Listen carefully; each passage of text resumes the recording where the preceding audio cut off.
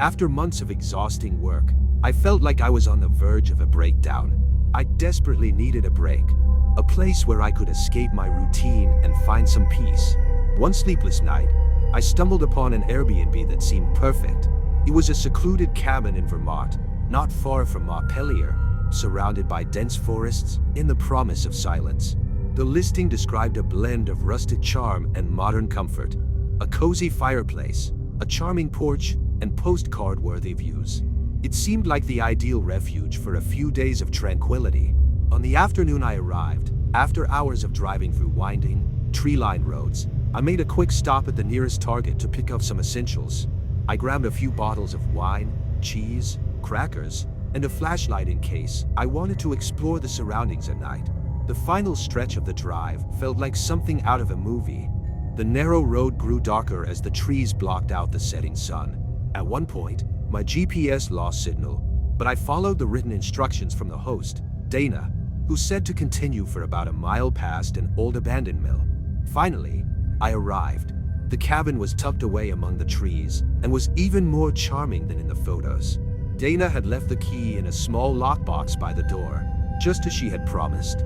I followed her instructions to unlock the door, and as soon as I stepped inside, I was greeted by a cozy, welcoming atmosphere. The air smelled of aged wood mixed with the faint scent of vanilla candles, which Dana must have lit before my arrival. Everything seemed in place, except for one thing that immediately caught my attention. Above the fireplace hung a black and white photograph. The image showed a family consisting of a man, a woman, and a little girl. They all wore serious expressions, and their eyes seemed to follow me around the room. Below the photo, a small plaque read, "The Connors Family, 1924. I felt a slight chill but laughed it off. It was probably just a decorative touch meant to give the cabin some rustic, historical charm. Shaking off the feeling, I unpacked my bag and made a simple dinner. Afterward, I poured myself a glass of wine and headed out to the porch. The forest breeze was cool, and the sound of crickets and rustling leaves created a soothing ambience. Around 10 p.m., however, I heard something strange.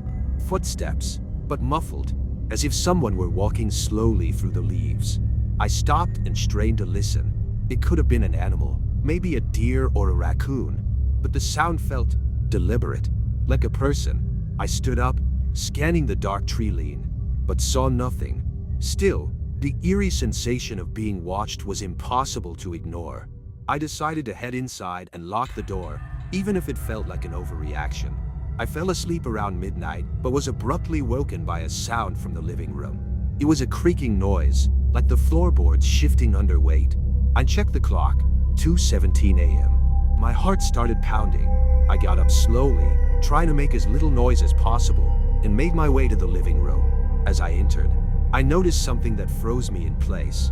The porch door, which I had locked earlier, was slightly open.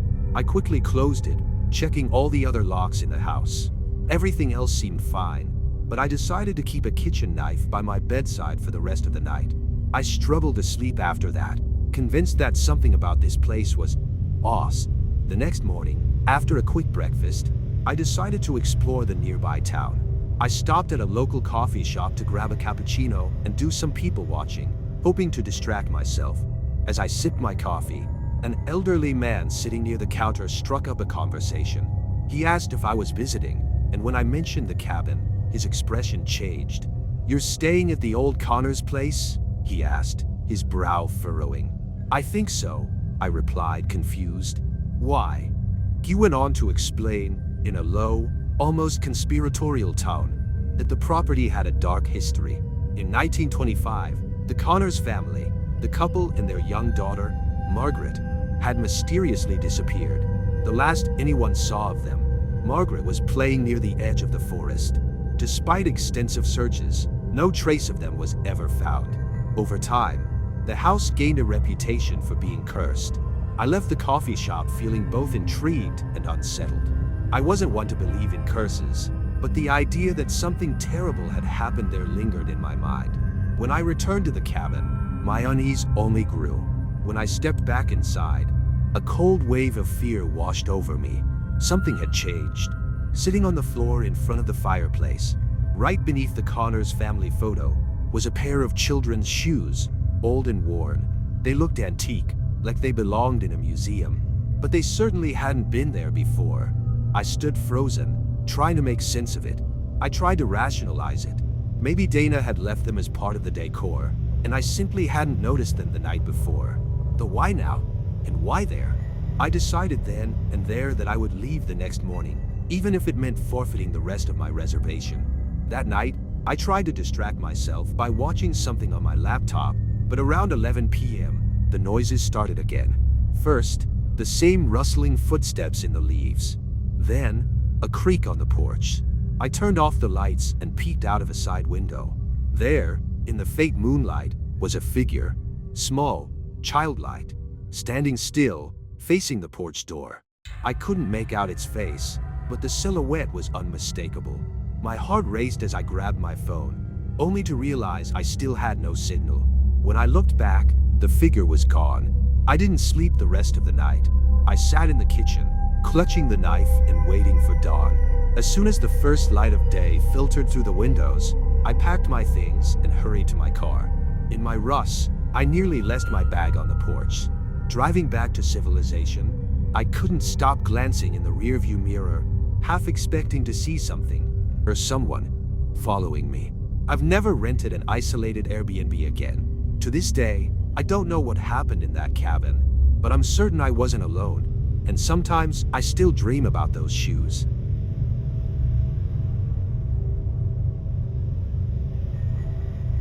I was in New York for a business conference, and instead of booking a hotel, I decided to try something different, an Airbnb. The idea was simple, something more intimate and comfortable than an impersonal hotel room. I chose an apartment in an old building in the heart of Manhattan's financial district, near Fulton Street. The place seemed perfect in the photos, minimalist, tastefully decorated, with a vintage touch.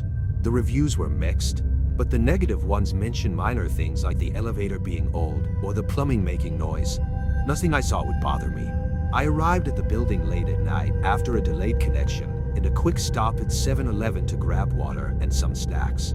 The building was exactly as described, an old structure with wrought iron details and an inactive concierge desk.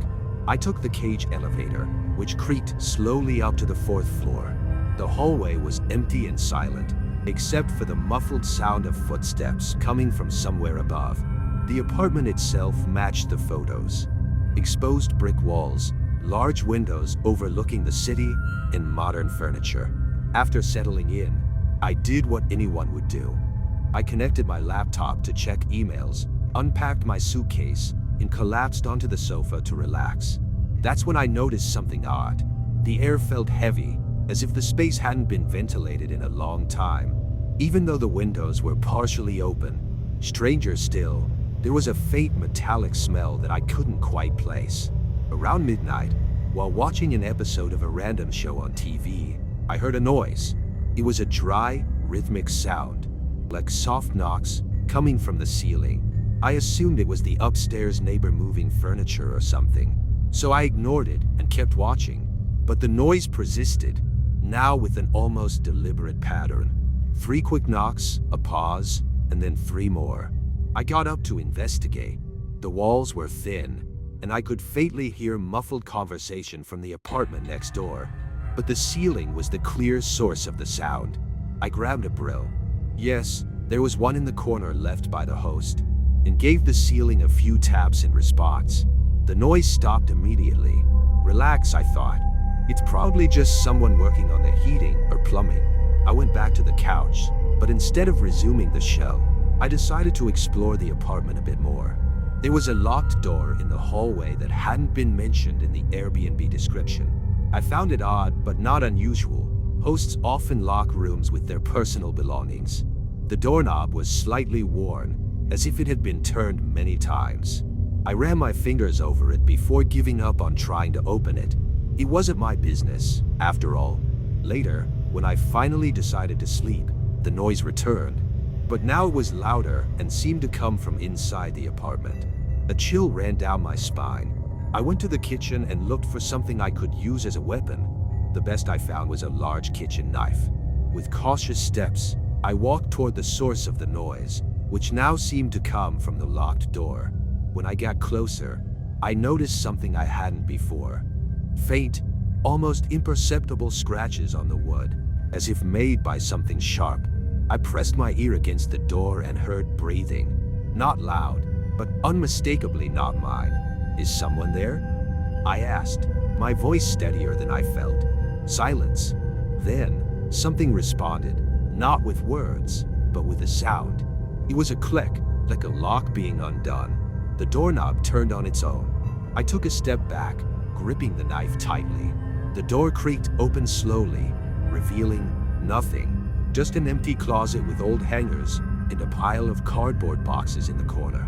I felt ridiculous, standing there with the knife pointed at a storage space. I inspected the boxes, expecting to find something strange, but they contained only old papers and broken items. Deciding I was too tired to care, I slammed the door shut and locked it again. I went to bed but didn't sleep well. All night, I felt the unsettling sensation of being watched. I woke up several times, convinced I saw shadows moving in the hallway. In the morning, I found the closet door open again. Without hesitation, I packed my things and left before the checkout time. I sent a message to the host, apologizing for leaving early, and headed straight to a nearby Starbucks to regroup. While sipping my coffee, I decided to dig a little deeper into the building's history. What I found left me cold. An old news article from about 15 years ago described a tenant who had vanished from the 4th floor. Neighbors reported that the last time anyone saw him, he had been knocking on the door of an apartment, exactly where I had stayed. I've never booked an Airbnb in an old building since,